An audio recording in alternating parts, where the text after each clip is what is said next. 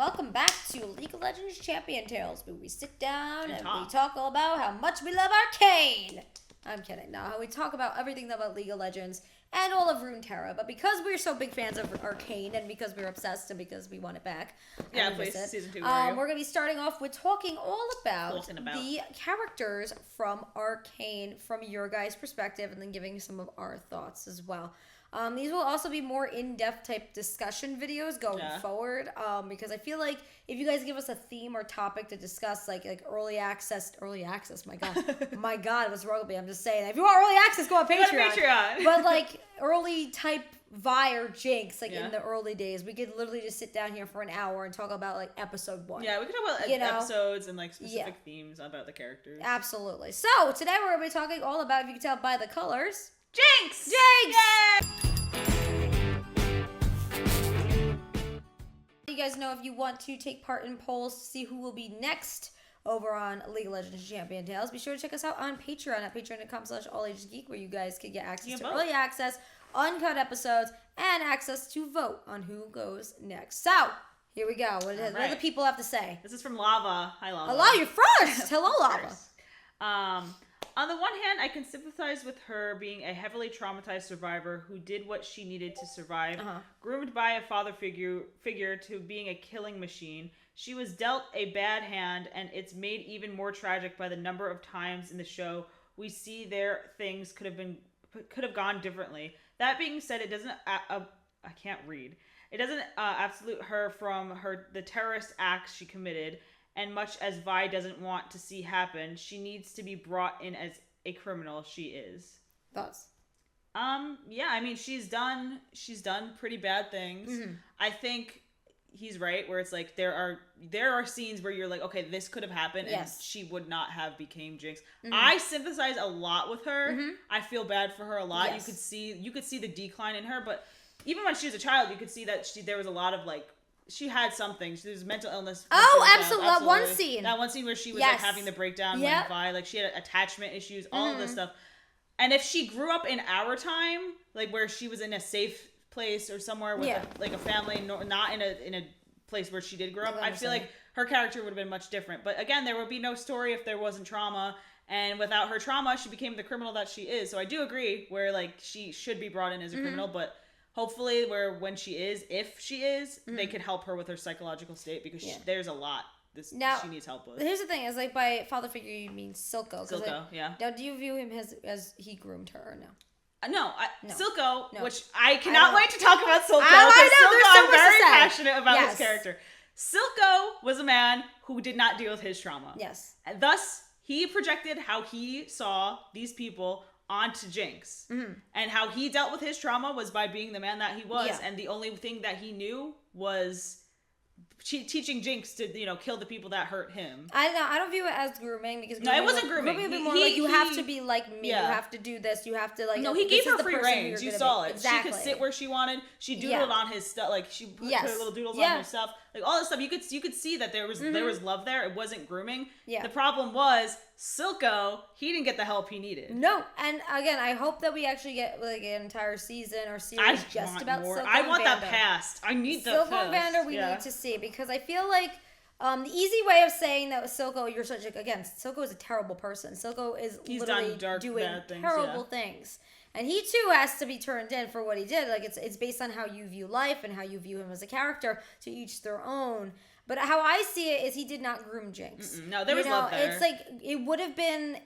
Some people are just like, oh look, it's like the Joker and Harley Quinn. And I'm like, how the hell did you see that at all? Again, all opinions. To you can have them, but this is our personal opinion. It's like I do not know how people did see that, where it's like they thought that it was Harley Quinn. No, I think he related so much to her that she literally became his daughter. No, that scene. They say it that scene when he was talking to Vander's statue. Oh, I know. And was asking for advice. He cares about her. No, that scene when he literally brought her in for surgery. Yeah, and he was freaking out. I lost a child too, and you're like. Huh. He was freaking out. Yeah. That wasn't, oh my God, my killing machine, my plan. No, that was, I love this girl. She is my daughter. Yes. I want to help her. And I think that's the thing is people have to realize too, is despite the fact that he is a villain, he is also human. Yeah. And there's going to be that's what makes Arcane such, like, I mean, you could even say a controversial type subject to talk about at times, because people are thinking, oh my God, why are you going to, like, you can't sympathize with the villain. We're not sympathizing for what he did. No. We not enable what he did. We not sympathize with anything that he's done, because he's terrible what he's done.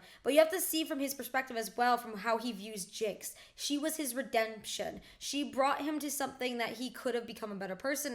And at the end, you saw he was like, oh, you're perfect. Don't cry, you're perfect. Cry. And I feel like without him, I mean, like, again, Jinx would have turned out to be someone else completely, but who knows what she would have become? You know, she could have ended up with somebody else even worse. Yeah. So, I mean, I don't necessarily view it as grooming, but yeah, I do agree that there is a lot of stuff that needs to be worked out for the crimes that they have done. I just hope if she does become, like, arrested or something, that they help her mental state, because you could see in the show, she's just going down and down. Mm-hmm. Yeah. All right, next. The next is Josh Kahn. Hi, guys. Hey! Constant commenter. I love it. Star of the show. A lot of people call her the Harley Quinn ripoff. Okay. Some say she is more like the Joker, but I think she's really is her own character. Yeah, thank you. We just talked about that. Yeah, we literally just said that. The way they visually show the mental trauma after the event in episode 3 are horrifying as they are amazing. Absolutely. I hope they keep the calm edge she had after she killed Silco in season 2. One thing I am happy that didn't happen is the redemption turn for her. She was and is the villain. One we feel sorry for, but there is no fancy redemption. Okay.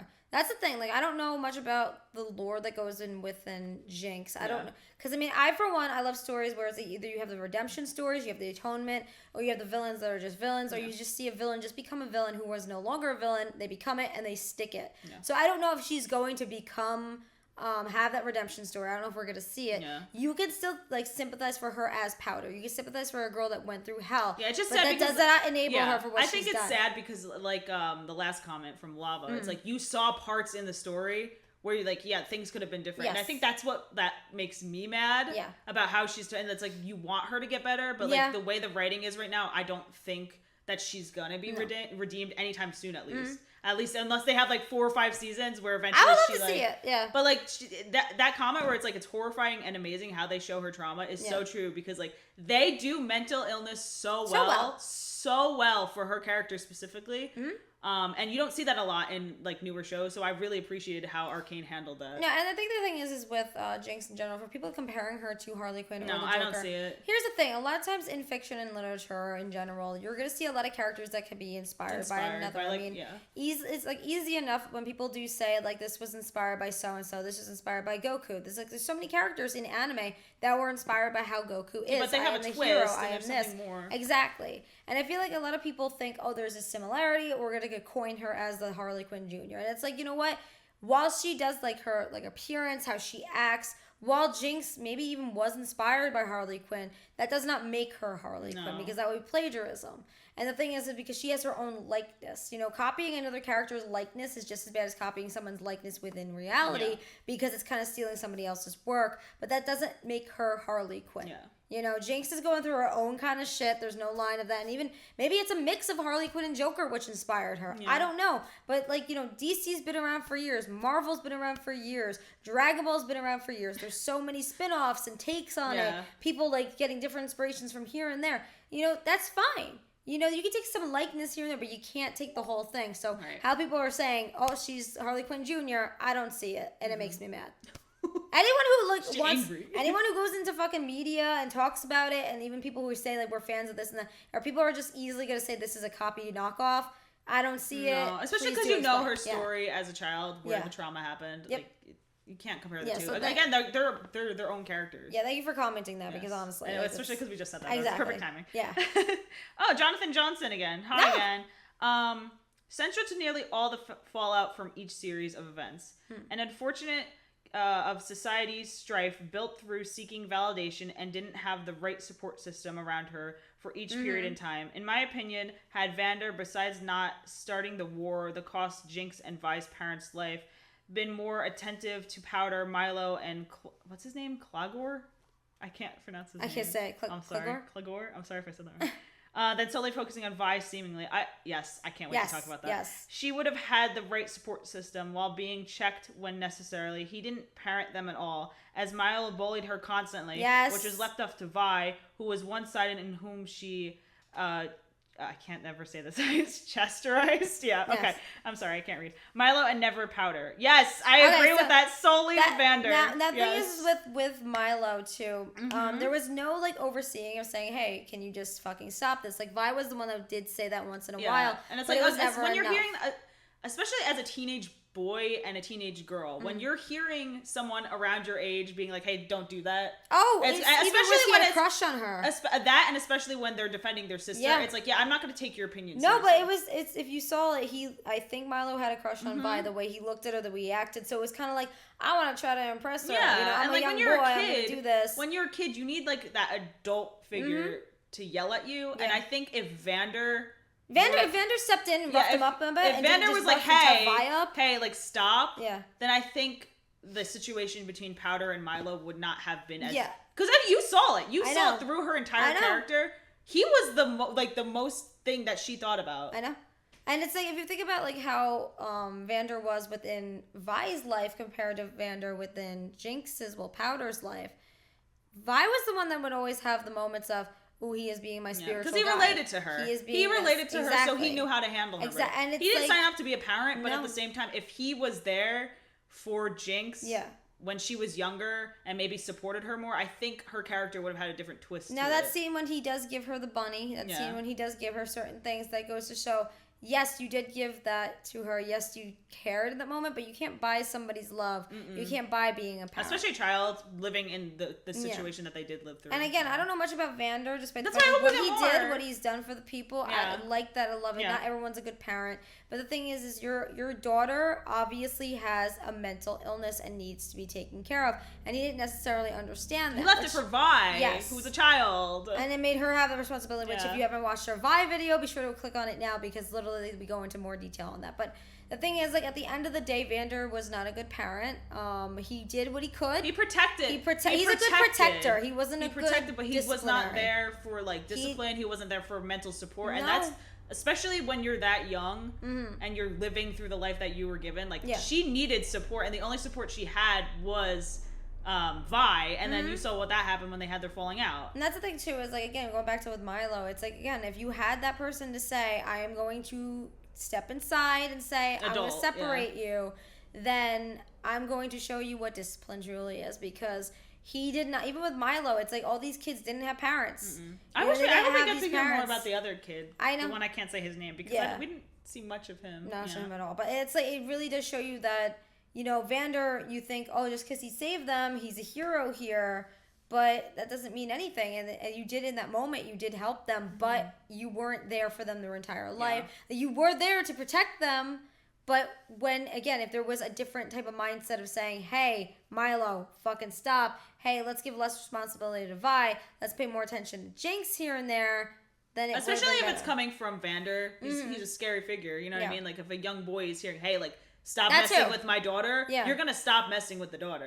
He's like, again, going back to, like, even thinking how Milo was, he was a typical, like, obnoxious, I'm trying to be like cool, a jackass and cool for attention. I mean to get attention, Like, I think that me saying what I am is going to impress Vi, because I think that her little sister is holding us back, but it didn't, because she literally wanted to punch you in the head for doing that. Yeah. So, and this shit stuck with Jinx. So. But you saw it through the whole show. This is for Daniel Ruiz, a writer. Hi. Hi. A tragic character, one that wants to be happy, but the more the series progresses, she gets more hurt, not only physically but emotionally, and that takes a toll on her mental state. She has good qualities, great ones. Victor praises her bombs. She is very smart and an amazing marksman. Those two qualities made you see that in other circumstances, you can imagine Jinx getting along with Victor and Caitlyn, but the situation that Jinx had to go through made her in the opposite side. Talking about opposite sides is the two most important people for Jinx, Silco and Vi. The main difference is that while Silco loves Jinx, Vi loves Powder, but neither of them help her. Let me explain. Silco only teaches Jinx to drown his guilt and trauma, while Vi made Jinx recall the past that hurts so much for her, and that's the worst part.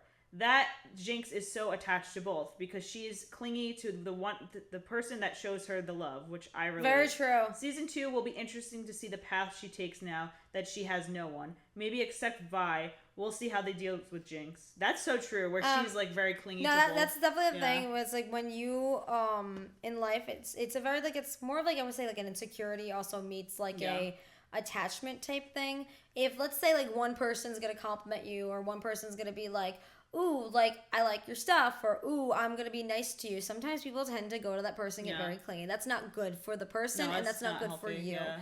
And the thing is, at the end of the day, that's exactly what Jinx kind of way did, because she's thinking and she's hurting herself and her life, because just like with Vi, she doesn't know who she is, because she in her sense it's, I'm going to cling to the first person I see giving me love, even if that person is dangerous. I'm going to stick with them because I don't care. I'm getting this attention. I'm getting love, and she sticks to them. And that's hurting everyone else that may have, in a way, yelled at her. This again, it's a very childish thing. And I think that is something that she is going through, where she, just like Vi, has to let go of the past and become anew, which I don't know in season 2 they're going to do that. I don't know. Because I would especially love to because Silco's gone. Yeah. And it's like she now, in a way, can only cling to herself. And again, it's a very childish, insecure thing to be clinging. Yeah, and you saw that. You saw it through the dinner scene when they're like, "Oh, I love you," or "No, I love you. Pick me." You saw that she was literally struggling on who she was because she has Vi, like, you're gonna be Powder, and then Silco, you're gonna be Jinx. And the thing is with all of that though is like for all those years, Silco was there, present in her life. Vi was not always there. Vi was there when she was young. Vi bringing up the past did really fuck up Jinx, and then made her think, oh my god, but I love my sister. But I want my sister to be here with me. And it's like, but the thing is, they're both completely different people now.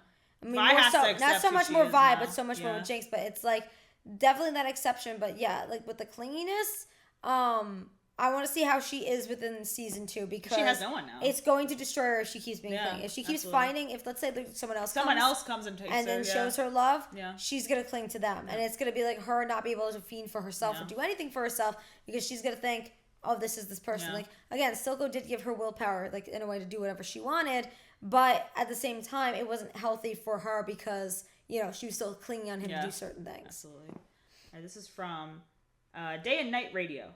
Really well balanced. I'm stressed by her relationship with Silco, but I don't actually see any of the things that I'm worried about during the show. Gaslighting, sexual abuse, physical abuse. So I can't say for sure if I don't like it. The anxiety-induced nature of the well done, though. Yeah, I mean, the way it's written, I mean, everyone has each their own viewing as Silco, viewing as Jinx and everything. I don't view it like that. I don't think he's ever put a hand on her. No, I think it was just like we said before, where it's like he related to her. Yeah. So he kind of like, dealt with his trauma through trying to help her the way that he wished he could. And like, I view it also like kind of like if you saw her because one thing people have a comment about how she's like crawling all over him on the chair. Yeah, no. That was more like probably their way of.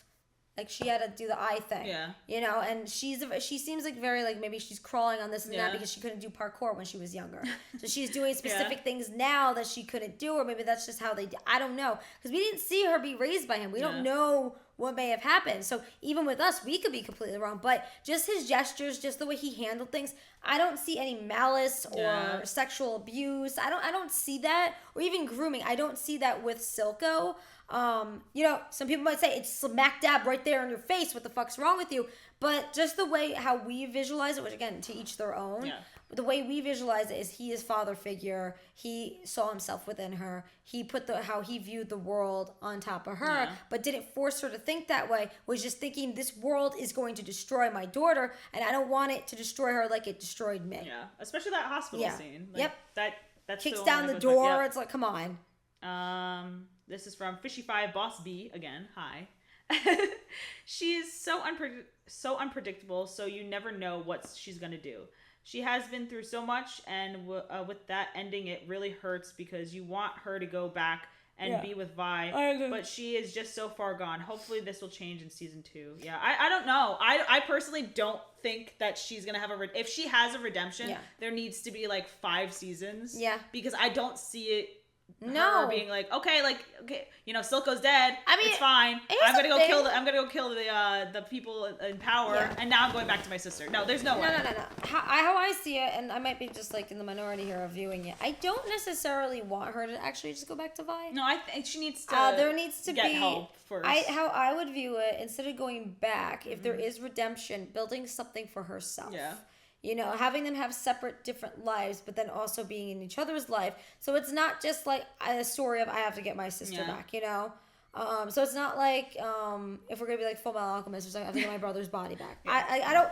I want to see her. It was a spiral. I want to see her have that redemption. I want to see her possibly make up with Vi, but in a different way where it's not just within season 2 she's saved and everything is. I don't think it's gonna have to be down the line, not season 2. Yeah. You saw her face. You saw what she looks like, especially because she has. Was it the sugar stuff within her now? Yeah. Like that is gonna change her. Yeah. That's gonna definitely change who Jinx is. Yeah, for sure. She's a completely different person. Yeah. All right. This is from Flames. Hello. I think Jinx is shown really well. She is mentally unstable, but they don't make her feel like every other crazy person in shows. The writers did a great job of showing how her trauma is hunting her. Oh my god. Sorry. And that's leading her down her dark path. Well, one of the things leading her down that path. I loved her parallels to Silco in episode 3. I enjoyed how they showed her abandonment issues without having to outright say them. Yes, thank you. They do it so well. Show, don't tell. I love that she was a loose cannon, but that didn't make her weak. It made her rash. I think her relationship with Vi was so much more complex than lone lost sister reunion. Yeah, we just said that. But one of them changed. Yeah. Both the sisters changed. Overall, I think Jinx is a very well written, and I thought she was a valid part of the story / main cast. Even if it ended up liking Vi more, I still love Jinx in her own right. Yeah. Honestly, that thing about like you don't want to be telling people like, oh, she's abandonment issues or she's this or attachment issues. It's just show don't tell technique in writing. You don't when you are writing like you're writing a screenplay or write like you're writing like something for TV like a script. Because how they do it with Arcane, and I want to see if they ever get rid of they show the actual scripts. I hope they do. Maybe they do it already, but have they done stuff behind the scenes? Probably. I would love to see the writers talk about it. Because the thing is how they are writing this is genius and unique in itself. Because the way they are saying, hey, we're gonna show how much of attachment issues she has without actually saying it. They do it so well. They do it so well. Because even her facial expressions and her mannerism, it's perfectly done.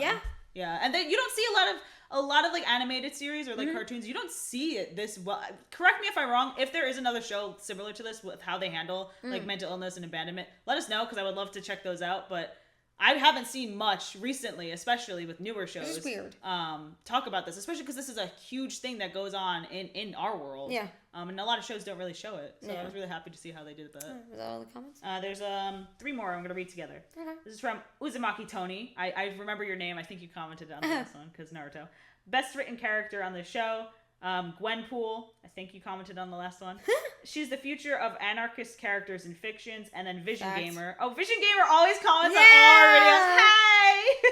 It's a great show, but I'd never seen it before. Watch it. Please do. Please do watch it, Vision. Also, if you're watching this video, I hope we didn't spoil everything to you. Yeah. But watch the show, Vision Gamer. Thank you. Please do. Thank you. So overall, how I view Jinx is she is someone that all these comments have said. You guys took the words right out of her mouth here.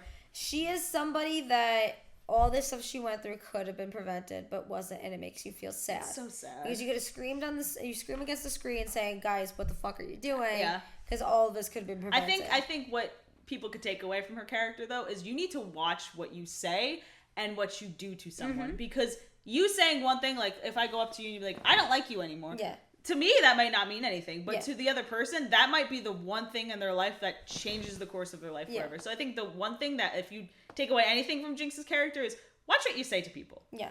And that's the thing is with Jinx, she is so, just like with Vi, she's so lost and broken. And because they didn't have a family. They had Vander, but there wasn't, the way she, the part when she literally ends up cutting herself and hurting herself that shows you how far gone she is, but how lost she is. The parts when she is keeping Milo and everybody else alive in her mind, thinking that it's their presence is still there. Building the little dolls to look at them. Having that family dinner thinking that they're going to be there and everyone else is going to be able to, like, in a way. It's a desperate call for help. Yeah. She's thinking that it's not, I'm just psychotic. It's, I want to be loved. I want a family. Yeah. Like, how more, like, in-depth can they get about this? Because she wants a family. Yeah. She wants to be how things were, but also she craves that family time that she has with these people. She wants to make sure that nothing is, in a way, destroyed. Yeah. And now we're not defending the stuff that she's going to do, because I know it's going to be bad. I know what she's going to do is going to be so bad. But it's just what she went through kind of led her into this path. That's the thing. And I think a lot of people, if like you just say, like, automatically, while she is a criminal, it's like you slap it on her because it's very linear storytelling. In some people's mind, it's my linear storytelling would be villain. Yeah. That is all you are. Villain. She's not. She's more than that. They slap the villain stamp on her and say, that's it. That's all you ever will be. But no, there's more to her. There was more complexity. And that's what makes a good story. It's like adding more complexity to your characters. Yeah. Don't make it linear. Like, while linear stories are fun and dandy, and sometimes you watch them for guilty pleasures, a lot of shonen is very linear. Oh, character A goes in. Character A is the MC. Character B goes in, gets killed. Character A goes in, saves the day. You know, it's like that's such a typical trope within anime because you kind of see them constantly do that and hardly grow. But with this is not a shonen. This is an adult series. So, but I love hearing about what you guys have to say about Jinx because she's so complicated. You could write a whole psychological paper about her. I would love to study her character because she is they just write her so well. Yeah. So other than this, let us know who you want us to discuss next because we're very excited about this series because we're gonna get more in-depth type discussions about episodes. Starting off with hearing what you guys definitely have to say about the characters, but then going further from there.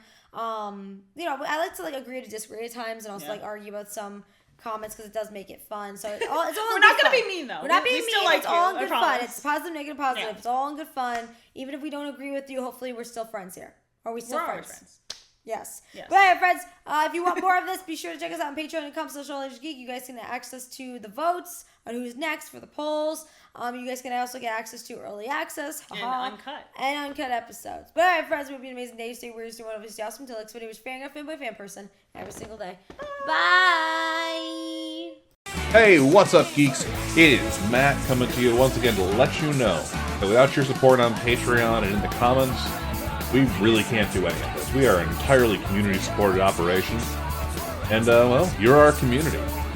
So, you stay weird, you stay wonderful. We'll catch you next time.